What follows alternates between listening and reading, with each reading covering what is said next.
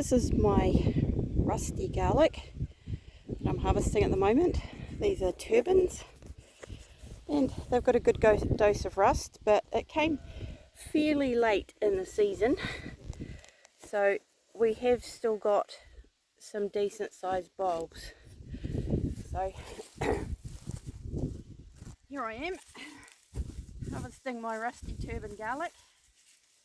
You can sort of see that the bulb size is still pretty good.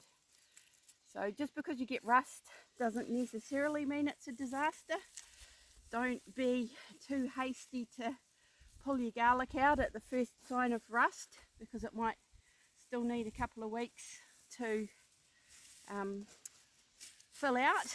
And as long as there's still a reasonable amount of green on the leaves, it's still able to photosynthesize and fill out the bulbs. So even though we saw the first signs of rust a good few weeks ago, we just left them to keep growing, and gradually the rust kept developing, but so did the bulb. So it hasn't really, for this variety, hasn't really been a problem.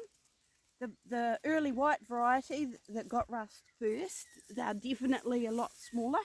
So rust does impact the size of the bulbs, but it really just depends on the timing of when it arrives in the season.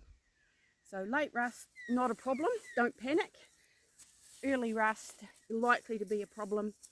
And if we're trying to avoid diseases like rust, we just focus on plant health.